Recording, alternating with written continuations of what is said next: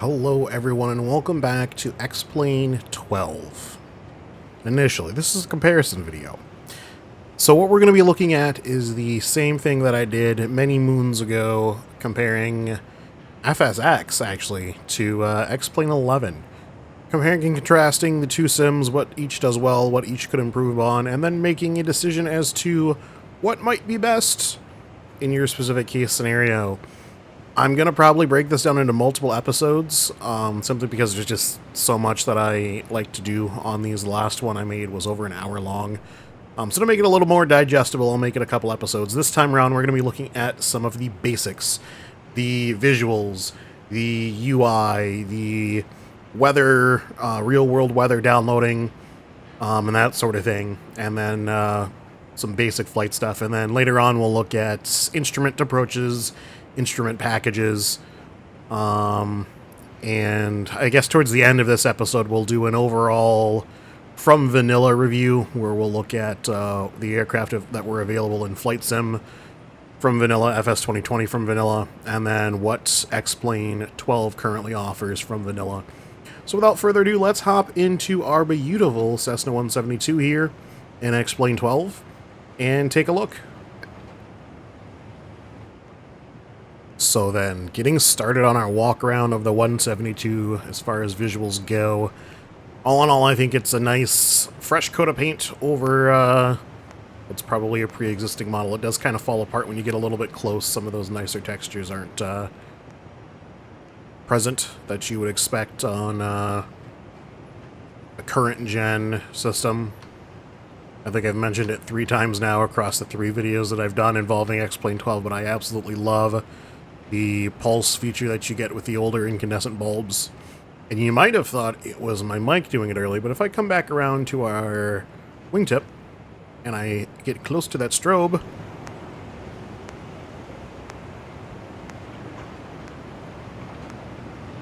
you can actually hear the strobe light popping, which is very cool. So if I turn off the strobes, off, no popping, and on, there's that popping, and that's what you would hear on a real 172 with flashbulb strobes. Very cool. So little details like that really make all the difference to me.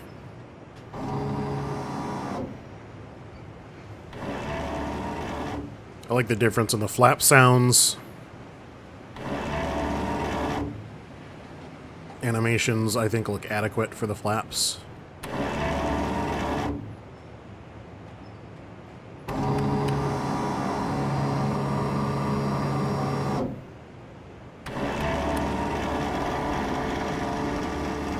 In my opinion, the aileron textures are a little bit sloppy. I think those could potentially use a rework, especially when you compare it to the rest of the aircraft. So if you look at the cowl compared to my aileron, it kind of shows a little discrepancy or the other body lines of the airplane.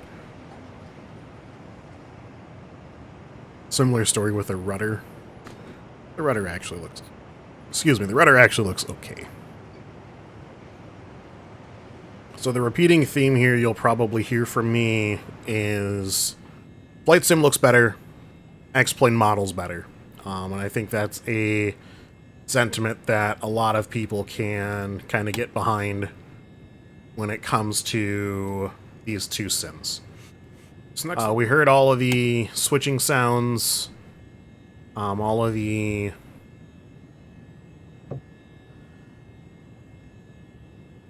throttle and mixture stops have their own sounds. Flap switch.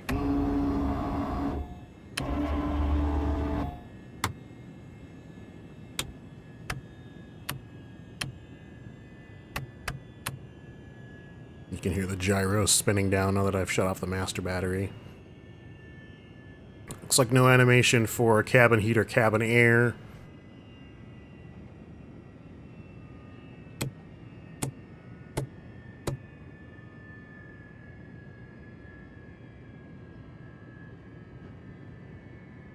And no sounds for the trim wheel that I can hear. Alright, next let's take a listen to the startup in the 172. So we'll go fuel pump on, and that should make a little noise. It does. Sounds like it's not dependent on the mixture. It's fine. This is what really stood out to me is the engine start. Let me go idle cut off here and close our throttle. Just the sounds of the engine cranking really kind of blew me away. Take a listen.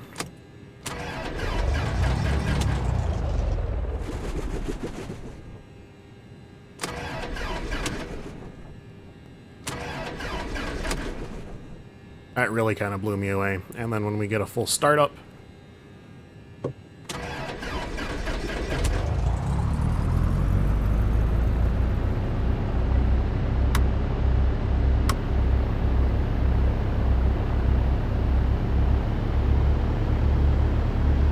very nice sounds. Both inside and outside.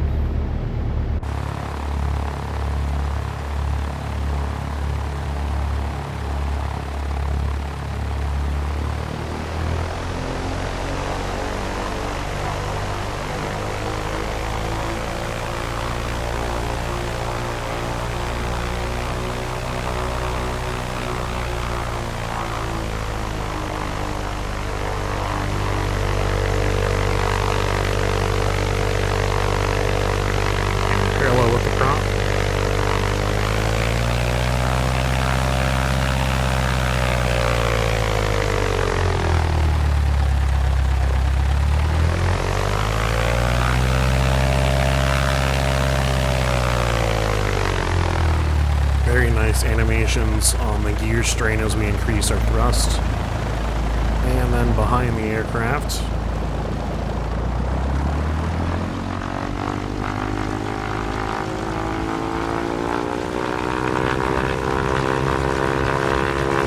one thing to note is in addition to the prop sounds, we also have an increased wind sound effect.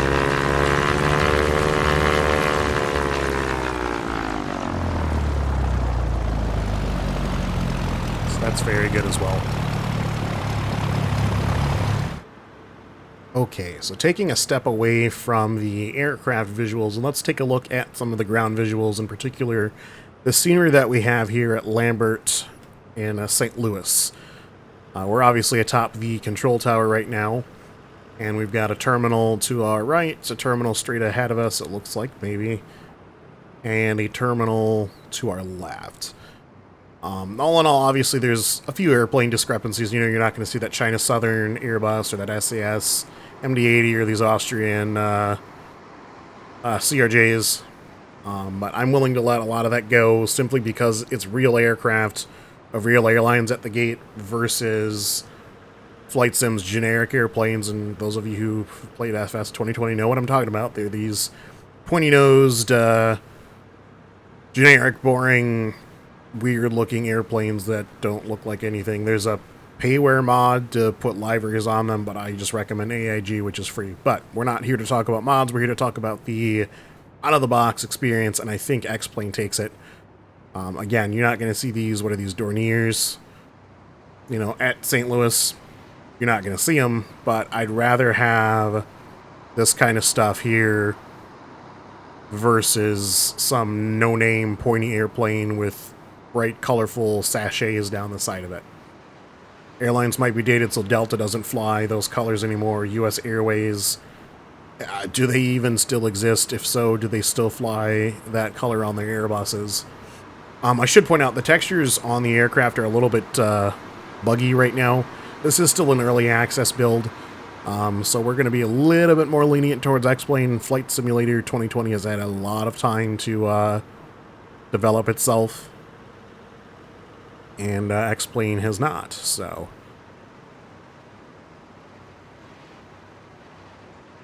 And then to compare and contrast our view here of the control tower with the actual overlay on Google Maps. So you can see, if I zoom in a little bit here, you've got our control tower where we are, which is right here. And then you've got this terminal out to the front of us here. R1 to the left, and R1 to the right. And reasonably speaking, I think they're pretty closely shaped. You've got that odd L shape on the left one. Your center one here is just kind of like a... I don't even know what kind of shape that is. Like a pyramid? I don't know. And then the guy on the right is accurately shaped as well. It's one plus side of downloading scenery. Additional stuff, let's see. So we've got some hangars, it looks like, over this way. Are those on the model Google Maps? Sort of. So, I mean, it's not perfect. On Google Maps, there's actually a hush house you can see here. At least this looks like a hush house of some kind. Maybe it's actually just a blow off for jet wash, but I don't appear, or I'm not able to see that in the sim. So not perfect, but, you know, I think it's accurate enough. I took a look at some of the airports that I'm used to flying out of, and they're adequate enough to where I can visually find where I'm going from them. They're not perfect by any extent, but to get that level of perfection in flights, I need to be downloading a third party. Anyway, let's head back over to our airplane. Alright, so here we are back in the cockpit of our 172. Let's go ahead and shut off that park brake and get taxied out here. And we'll take a listen to some of the sounds and take a look at the visuals as we taxi.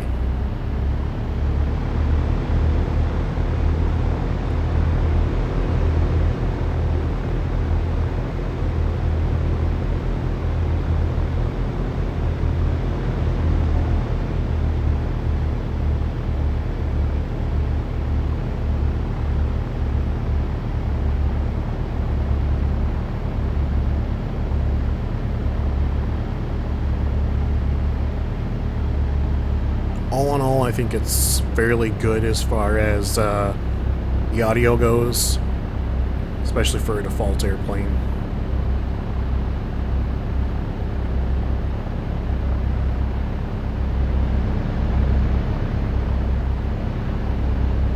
Pick up a little bit of speed here.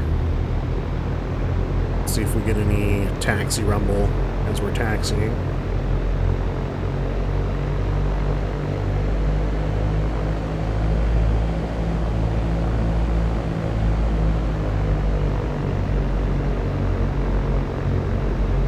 Just a little bit, it sounds like, and a little bit of wind noise.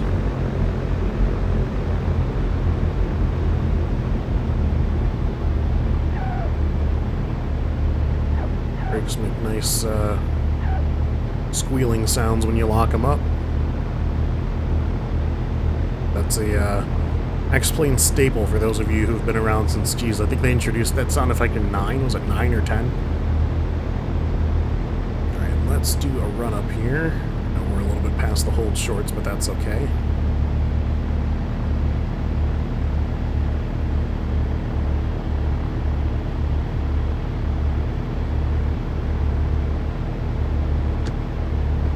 And we'll take a listen to our mag check. One other thing this allows me to point out for X-Plane is the ability to pop up either your PFD or your MFD, or if you're feeling really funky, you can have both of them up at the same time, and you can move these onto a separate screen if you'd like, to have a full panel experience. You know, if you've got like small displays, or if you want to use a Stream Deck or something as a additional display, if you want to get really crazy, you can have this display up standalone all the time. So if you're flying IFR, you can IFR, why did I say it weird like that? But let's do this run up. We'll come up to 1800. That's what we're going to be using our MFD for today.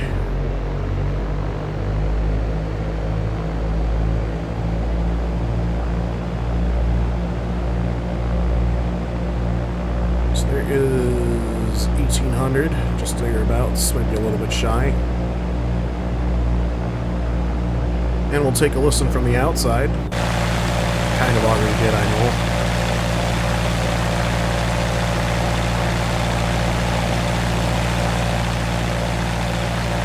Visually, one thing I think both sims could use is a little bit more buffeting especially if you waggle around your control surfaces.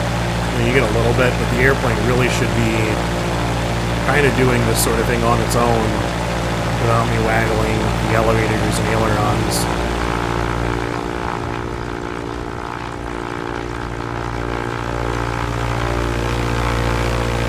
We're back inside, and then we'll do our mag checks. Alright, slow mag. And there's our drop, back to both. And to the right. There's our drop. And back to both. Very good. Alright, we're going to do a takeoff next. Alright, get lined up out here on the active. Looks like we're fighting a pretty good crosswind. So we'll be ready for that. Put some power in. Try and keep her straight and true down the runway. 6-8 knots is going to be our rotation speed in the old 172. There it is. And our VY is going to be 7-4 knots.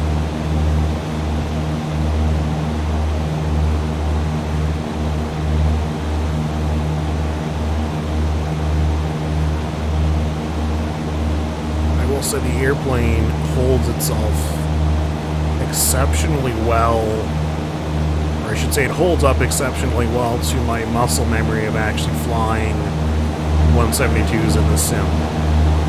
Again, sticking with that theme of flight sim looks better but X-plane flies better, is you can really stick to your POHs. There's our inner marker. You can really stick to your POHs and what you remember from flying real aircraft in this game. For the most part, it'll kind of stick true, whereas in Flight Sim, it's a lot of point the aircraft here and it'll do this, which is not super immersive. But anyway, we'll go ahead and climb out here a little bit, take a look at, see if we can make it to downtown St. Louis, and then come back in for a touch and go, then a full stop.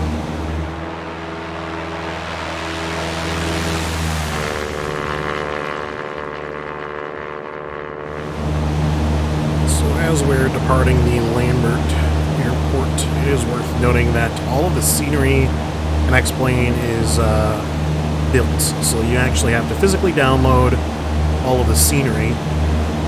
There is no photogrammetry, so that whole flying over your house nonsense is a thing of the past in X-Plane. If that's something you're into, that's something to maybe consider. I personally am not really swayed by it. Roadways are still accurate. So, if you wanted to follow whatever this interstate is to your, if you knew that this interstate would get you to whatever runway that is over there. Runway 3, oh, come on. Work from the airplane. 30 right. And you could do that. But everything is, procedurally made. So, I'm sorry, it's not procedurally made. It's real downloaded stuff. The other downside of that, of course, is you're going to have to physically download all of that stuff. So I think right now I've got about just over 30 gigabytes of scenery, but that covers all of the USA, Canada, Mexico, Hawaii, which, yes, is part of the USA, but Hawaii, Alaska, UK, parts of Europe, and Japan. So it's pretty small. I would estimate if you were to do the whole world download, it probably would be sub 100 gigs. The other upside of actually physically having that downloaded data is you can zoom to incredible levels like you saw me doing earlier, and it's there because it's on your hard drive. So if I want to zoom way the heck in to the St. Louis Arch over there, or the Capitol building, I can do that. Unless my little joystick here interrupts me. But again, the downside is the only buildings that are really going to be accurately modeled are going to be the ones that are handcrafted by Laminar. So in this case, downtown St. Louis is partially done. You've got a lot of the major buildings. I don't know a whole lot about St. Louis. I've been to St. Louis, but I was a kid when I went, so Didn't learn a whole lot. Anyway, we'll continue on towards St. Louis. Do a touch and go. We'll do a touch and go at downtown St. Louis since we're in a smaller plane.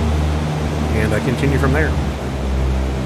Alright, so we're just approaching downtown St. Louis. It's just behind my pillow there. I'm going to go ahead and put the airplane into a shallow dive so you can listen to the air over the windshield and control surfaces as we increase airspeed.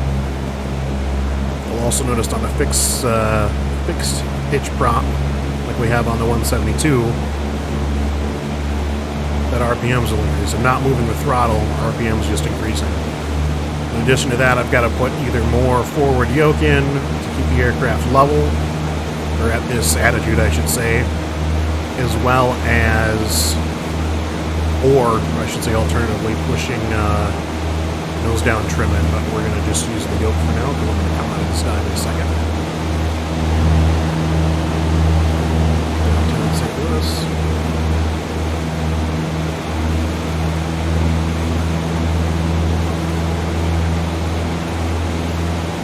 Right up to that B&E of 160 knots.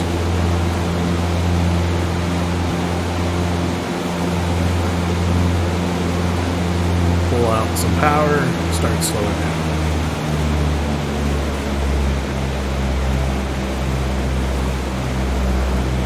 Not normally something you'd want to do in the old, I gotta fix this joystick. Not normally something you'd want to do in the old 172, but we're doing it here.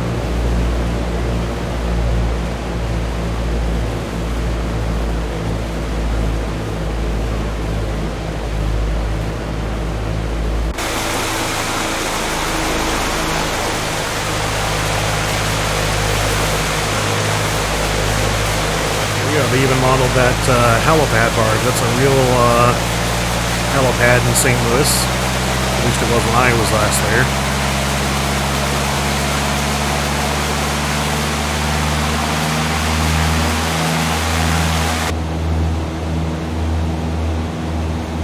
And we'll turn back to the southeast. And we'll take a look at the stall characteristics of the 172. Level off here. And we'll do a power off stall. We'll go idle power, hold 10 degrees of nose up, and see what the airplane does. So there's idle, and here we are pitching up to 10.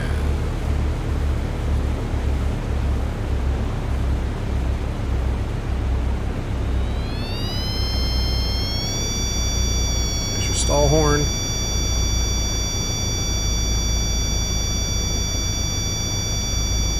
And kind of like a 172 does, if you're fighting to keep her in the air, then she'll just kind of sit there.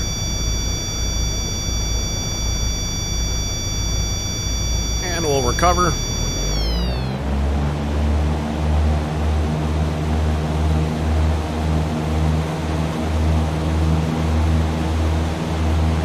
Next up, we'll do a power on stall.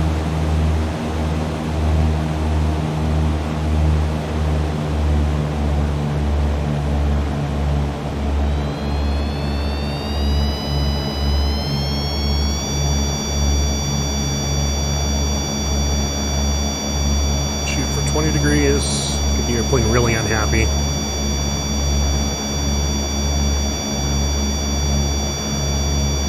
There's the wing dip.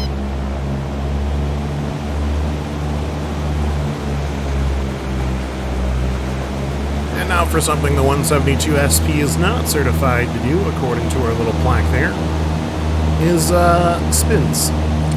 We're gonna do one. Back up past 2000. We'll do this power off. Idle power. Really hard back on the stick. We'll go up to 30 degrees if we can, and we'll kick the rudder over. She doesn't want to spin for me.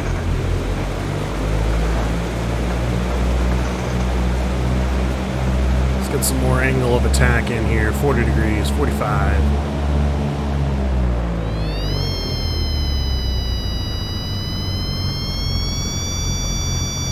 Well, there's one rotation. 2, 3. All right, let's try and recover here. We're really low.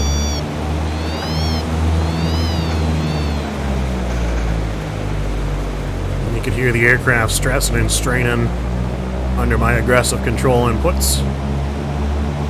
That'll set us up now for a landing at downtown St. Louis. We'll go in 2 notches of flaps and take a listen to the air sound as I throw flaps, and as well as watch our airspeed decrease at set power. Here come the flaps.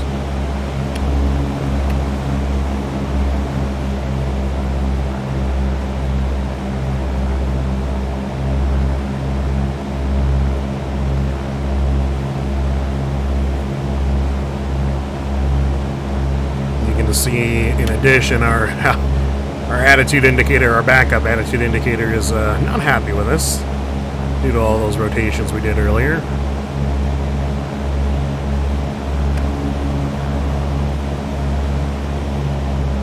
There's supposed to be an airport over here. There it is. Overshot a little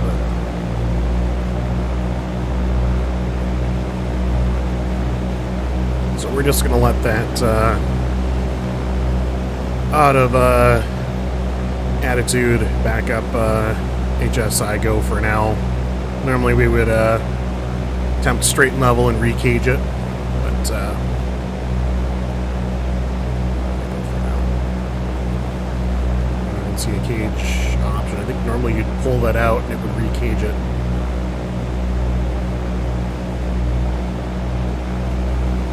So here's St. Louis Downtown Airport.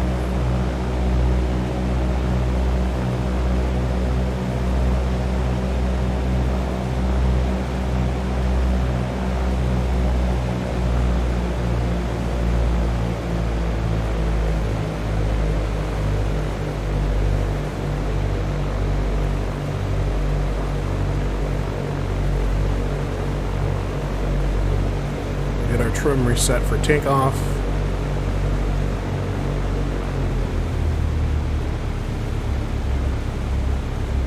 A little bit of a hiccup there. It's the first one I've had.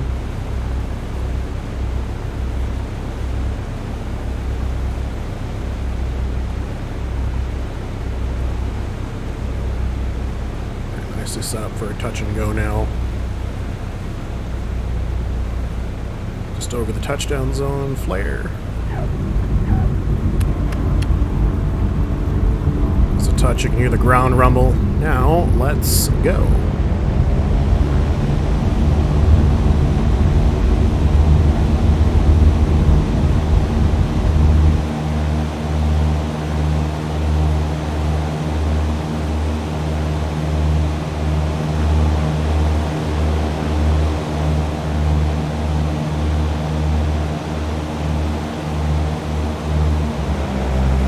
Set up for a short base to final.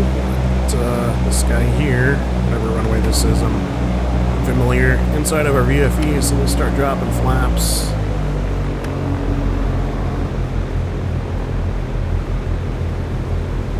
I will say, while I think the crazing effect on the windows is a little bit better in X-Plane, I still think it needs work. I wish they would either get it right, both Laminar and Asobo, either get it right or just make it a nice, clean factory new window. Because there are some third-party add-ons that do pretty good. There are some that do really bad, but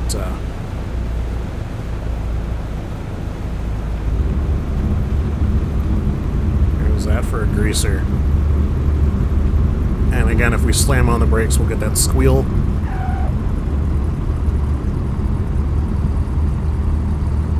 We're going to go nice and gently on the brakes.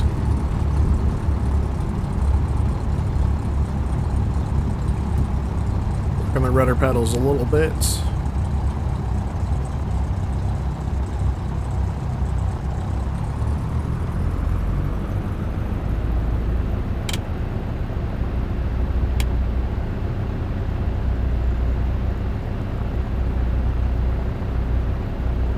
And that's a landing done in X-Plane 12.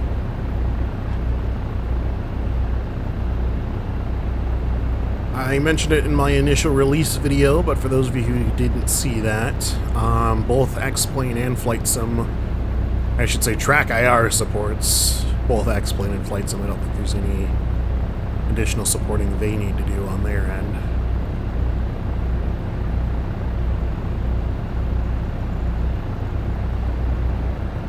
Nice little F4 Phantom, big F4 Phantom out there.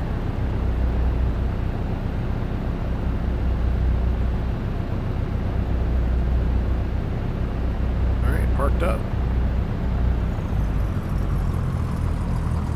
Take a listen to the shutdown from the outside this time. Got the flaps. Alright, and here goes the mixture.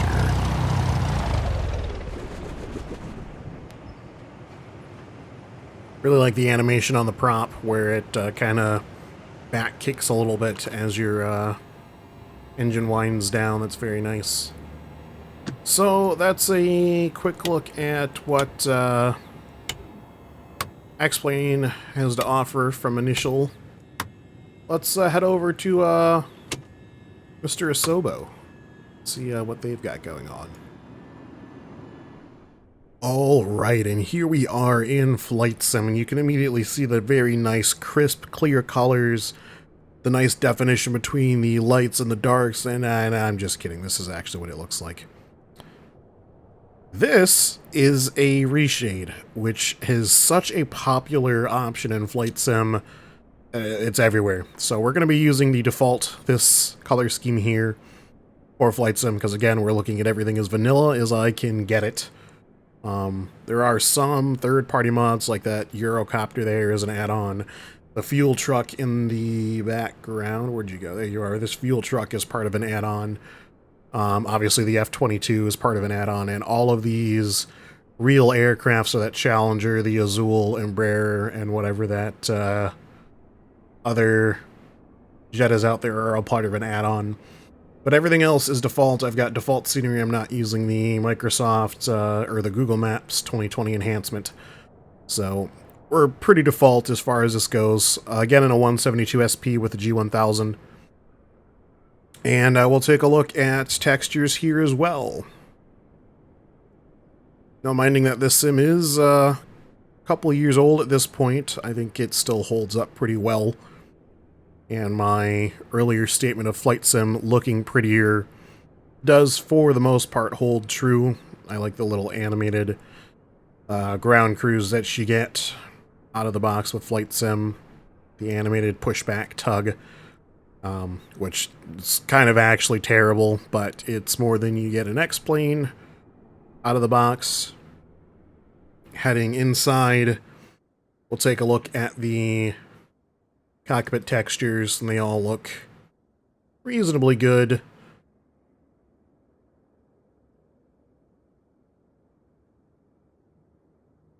No real weathering. This is kind of a simulated factory new airplane, no crazing on the windows, that sort of thing, which I'm okay with, considering how they probably would have turned out had Asobo tried to do crazing. If we get some power on the situation here, and we can head back outside. And I'll turn on some external lights. So we've got our nav, beacon, strobe, and landing lights. We'll do those first. So a modeled LED suite in this airplane. Not the best. I think the default airplane actually has a strobe, but all this did was it took the default and slowed it down. So it's the same fixture, and I'm pretty sure the same emitter. Nav light looks very good from all angles, no matter where you're looking at it from, it looks good. Strobe light, and this is a repeating theme no matter what airplane you're flying in Flight Sim, does need a little bit of work. There's very little cast on the ground, and I should have actually shown that in X-Plane. The strobe light casting in X-Plane is absolutely phenomenal. Control surfaces all do what they're supposed to. Do we have a independently modeled trim tab? We don't. It appears to just move the whole flight control. So if I go Full nose down on the trim tab. No, our servo moves. And there's full nose up. So it does move. That's good.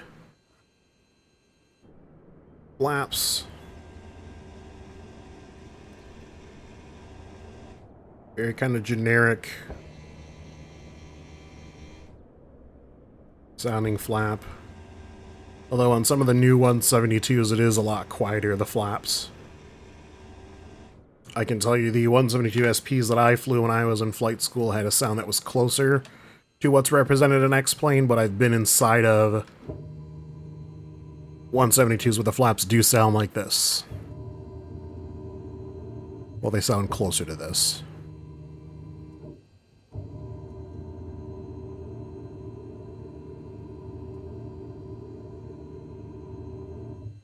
Same sound going up and down.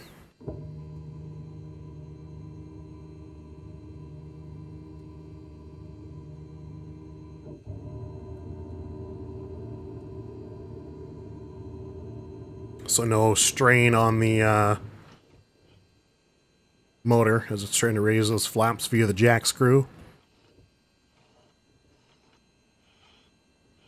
No indication of being at the stop, but you do get a squeak as you move the mixture and throttles.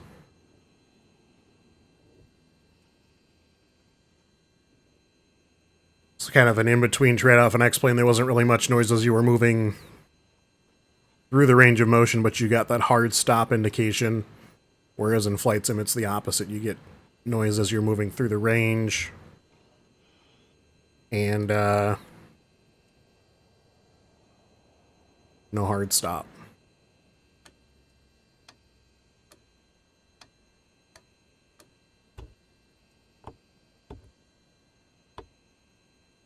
In general, I think the switches sound a little bit muted in Flight Sim. Additionally, the landing lights, which are modeled here as those big incandescent bulbs, there is an option for the 172 to have an LED package, but you can tell just by looking at them that we've got the incandescent bulbs, but it's an instant on and off. Oh, that's my flaps. Same thing with the taxi lights. Instant on-off. I will say the halo effect looks pretty good from all angles, especially compared to X-Plane, where it really only kind of looked good head-on. So I'll give Flight Sim the plus there for that visual. Let's hop inside and do a startup. Alright, so starting the Flight Sim 172, we'll get the fuel pump on. And you can hear that kind of low buzz as the fuel pump runs.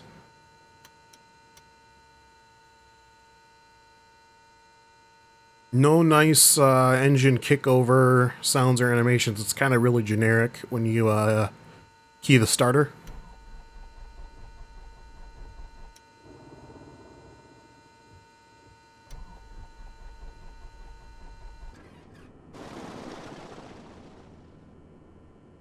So, no big points there. Let's do an actual startup.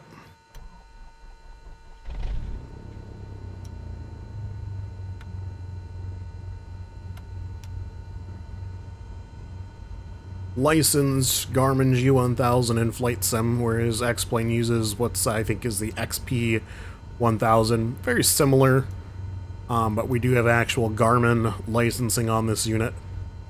We'll go a little bit more in depth into the glass panel in the 172 when we talk about the actual avionics in a different episode, but I think overall, I think that the X-Plane variant has a little bit of an edge.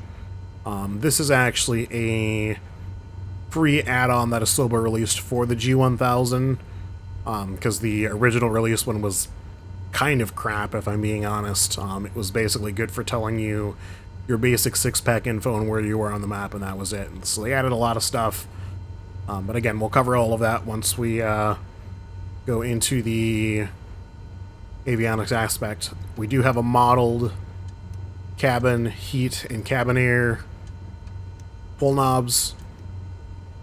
Again, that's not going to do anything for, you know, window fogging or anything like that, but it is nice to just have it modeled.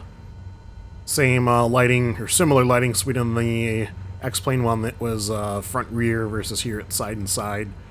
And then one in the back, which you had one in the back as well. So let's go ahead, get turned around, and we'll do a takeoff. Alright, and despite having these clickable functions here, I'm unable to bring up either the PFD or the MFD as a standalone. So that's something worth noting. The display does work in revisionary mode, just as it did in X-Plane. I don't think I actually showed that, but the button down here is for revisionary mode, so it brings all of your engine information that you might need over to this screen here. That's part of this G1000 free upgrade Asobo released, but neither here nor there. Let's do a run-up to 1800.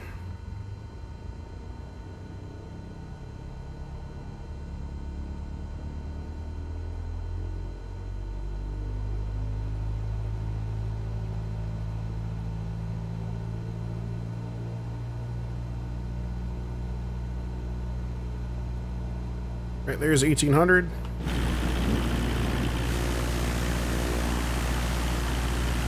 And we'll get an outside profile of the aircraft. So here's front.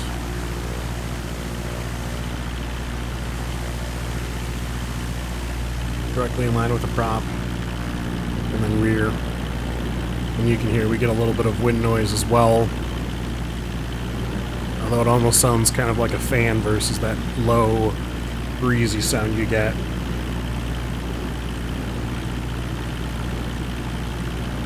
Not as much strain on the nose gear as we saw on X-Plane. I mean, there's a little bit. So if I go brakes off, we'll move us here just a hair. Now you can see that oleo strut in the front is almost fully compressed as it sits, and when you add power, it doesn't really move a whole lot. But you get a little bit of cockpit movement. But again, not a whole lot, so. Anyway, we were doing a mag check. Let's go back to that.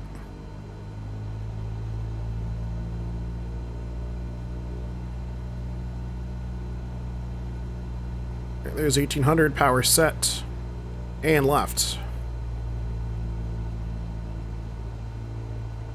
Larger mag drop this time. Back to 1800. And left, or right rather. And back to both. So there's your mags in the 172 for Flight Sim. You let me know. I can't remember off the top of my head where your drop's supposed to be, so you'll have to tell me. But let's go ahead and take off. We'll take off again to the west, just like we did before. And circle around for St. Louis. So again, keeping those V speeds in mind. Same airframe, albeit this one's probably slightly newer, modeled slightly newer. Your VR is still going to be 168, or 168 I wish, 68 knots. With a climb out, best angle of climb, or best climb speed at 74. We'll see if we get that. We've got our trim reset to the takeoff position. I'm really adding nothing in terms of inputs. Windsock's over there doing a dance. So there's 68. Airplane should be wanting to fly. I've got to put a lot of rearward yoke in, and we're already at our best angle of climb. And in my opinion, that's just really not realistic in terms of takeoff. Usually once you're at 68 knots, if you've got any decent sort of winds coming off you, the airplane already wants to fly. You actually have to add forward yoke, just a little bit of forward yoke to keep that nose gear engaged with the ground so the airplane doesn't take off prematurely.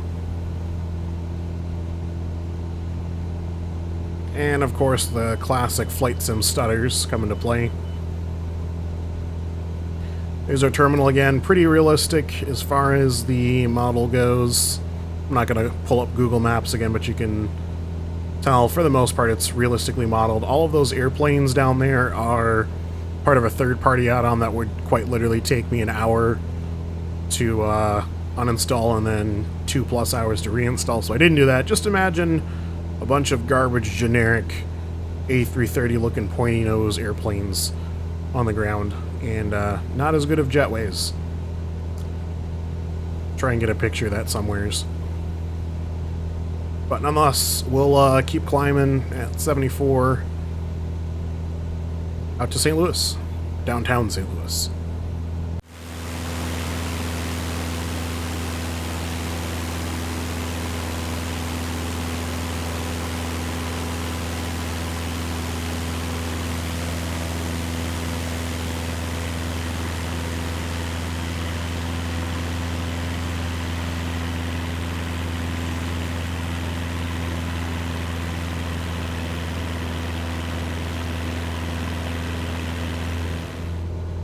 So while we're en route to St. Louis here, a couple more things I want to point out that you won't necessarily get with the Sim. First off is the foliage down there. You can see I've got a few amberish trees.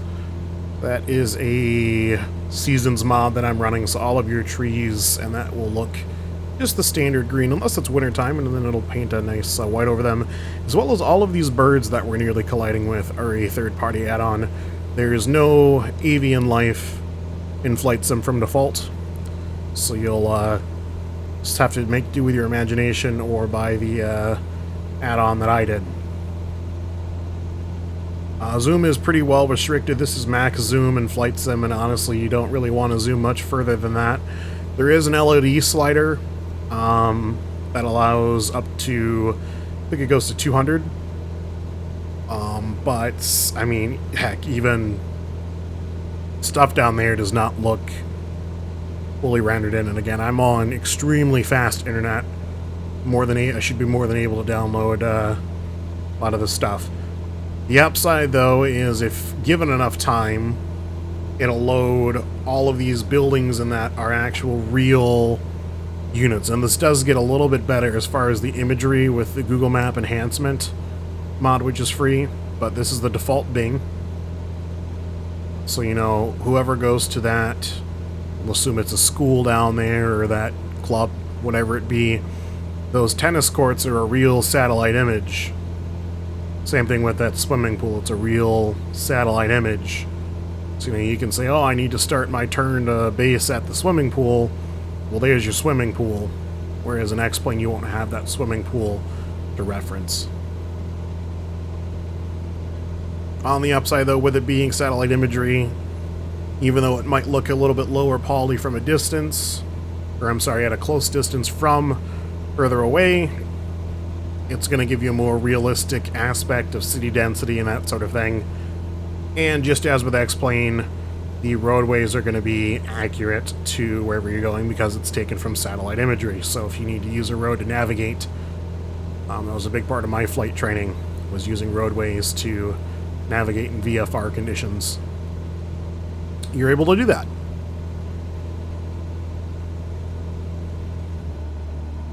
So as we are approaching downtown St. Louis, a couple things I want to point out is the performance of this 172 seems a little bit high, in my opinion. I actually had to stop our climb out early, whereas in X-Plane I was climbing almost continually to the St. Louis, or downtown St. Louis area, whereas now we're at frickin' 4,500 feet, and I've leveled off and we're way, way, way, way, way above the city.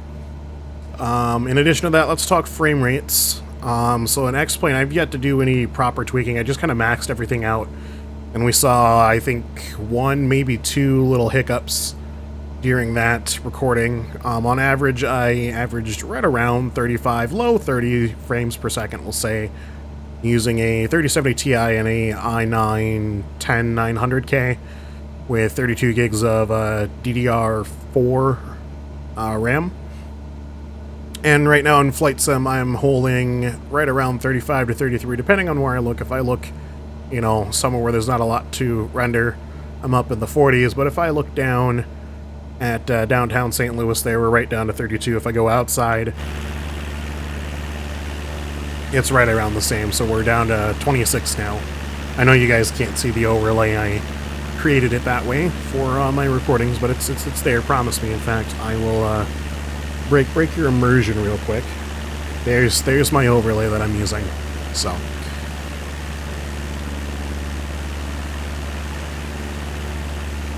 obviously downtown St. Louis looking a lot more populated, using that photogrammetry of Bing Maps.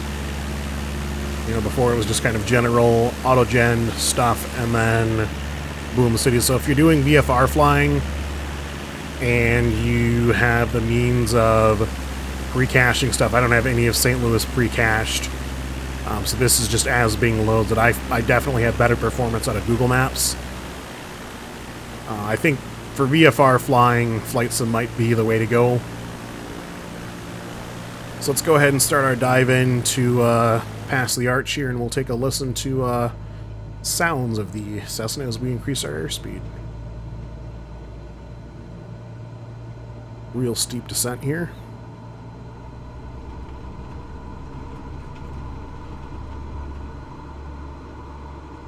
Interesting to note, the caution range is different in the two aircraft. Our caution range here starts at 130, whereas it was a lot lower in the other 172.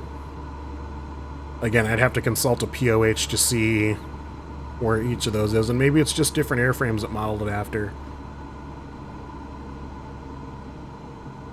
So descending now into the city, passing the Edward Jones Stadium there. We're still in the high to mid 20 frames per second range, but as you can see, we're getting a lot of those little stutters, and that's kind of where my gripe where flight sim exists, are the micro stutters. I can't get past them. They totally and completely break my immersion, and this is not with max settings either. I've got flight sim pretty dialed down despite having a relatively high-end computer. Obviously I could have a 3090, I could have a i9 12900K with 64 gigs of DDR4 RAM, but I really don't think it would make that big of a difference. I was running into these same issues on a lot lower settings using my, what did I have, a 1070 Ti and a i7 4700K, I think, lot older processor. On a side note, I just totally switched out my motherboard to support the new processor, but side note.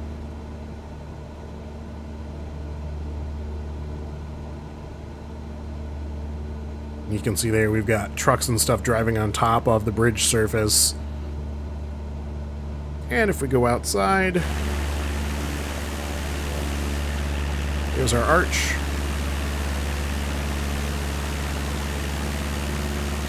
I think it looks a little better in flights, and there's that same barge that's now loaded in. When we flew over the first time, it was not. And then obviously you've got solid bridge texture, so no flying under bridges in 99% of cases. Even the Golden Gate Bridge you can't fly under out in San Francisco. It'll clip your airplane. But again, for sightseeing, I think flight sim takes the cake. You know, this, what is this, a coal factory or a coal power plant of some kind? This didn't exist on X-Plane, but now you can see, okay, you pass the coal plant, and then you're on final at St. Louis downtown, for example.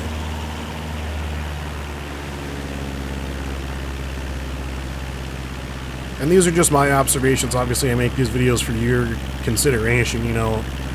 Visuals are fully objective, and I think the best way to go about discussing visuals is to actually just let people see and hear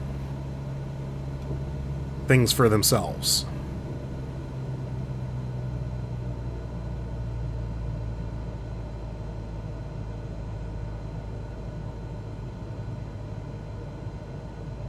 We'll do one touch and go here, and then we'll take advantage of the, we're hung up again, and we'll take advantage of the 172's incredible climb ability, and we'll do a couple stalls. I'm relatively unimpressed with the stall characteristics.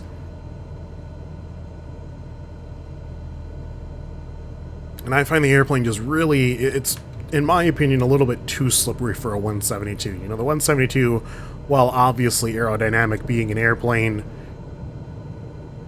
I feel from the time that I've spent flying 172s that it has a higher drag coefficient, and as a result will want to slow down more under low or no power settings than Flight Sim exhibits it to. That's also why I make these videos, is to explain what can't be seen or heard.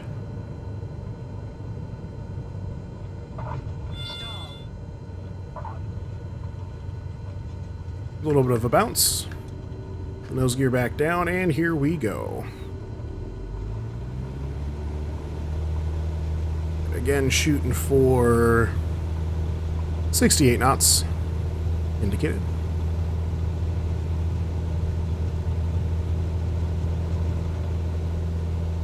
And we'll pass that before we actually left the ground. Alright, I'm going to go ahead and climb out. We'll get up to 2,000 again as soon as Flight Sim unfreezes, thank you. And then we will take a look at the stall characteristics of the 172.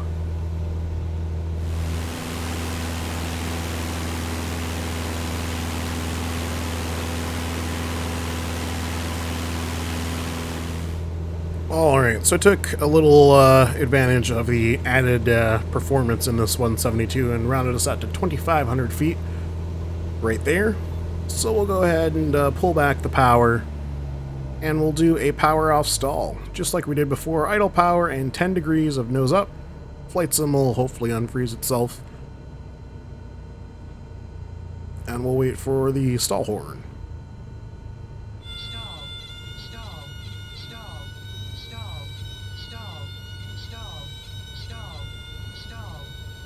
And relatively uneventful. I have done stalls in a 172, like I've mentioned, and I don't ever remember, so I'm full back on the yoke right now, I don't ever remember the airplane kind of porpoising like it's doing right now.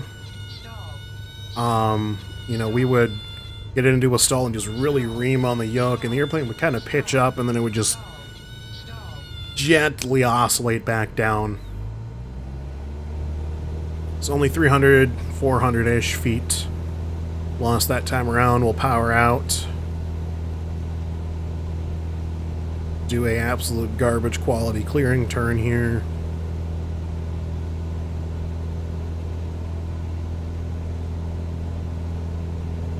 Continue our climb. And we'll set up for a power on stall.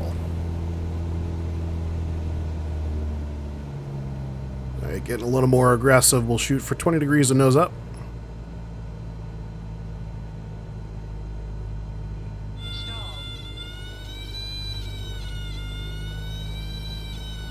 Yeah, it's still pretty uneventful. No wing dip of any kind. Even if you really ream the controls, then you can get a little bit of something out of the airplane. And then finally we'll go for the full reckless abandon. 40 degrees.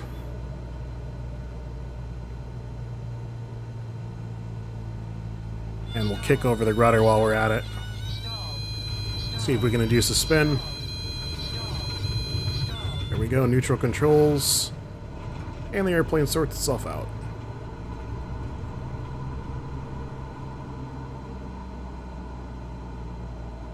So there are your stall characteristics. We're going to circle to land on runway 5 just below us now.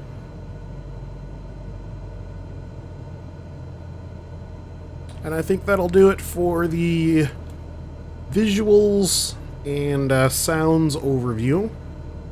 And next time around we'll take a look at avionics, the UI, weather, whatever else I think of.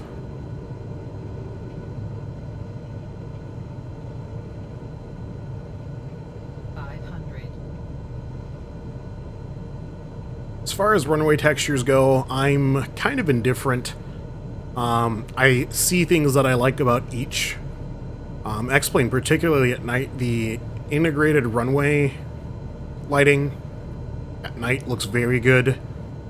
You know, it's hard to kind of gauge airports like this. I suppose we could look up St. Louis downtown and see which was slightly more realistic. But I don't think we're going to have a definitive answer. You know, it's almost like you have to kind of fly out of each airport and see. I do know, in a general sense, the runways are a little bit more generic from a Sobo.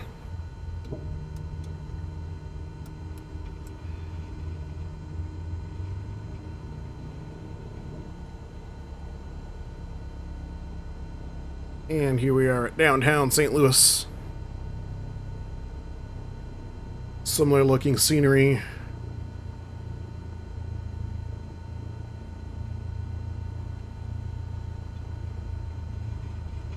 Well, this looks a little more dated. You'll have to let me know what St. Louis downtown airport actually looks like. I've never been. Driven past Lambert when I was down in St. Louis, but never made it out to St. Louis downtown airport. Park up next to our fellow 172 with a partially modeled spitting blade. I don't know what that's about.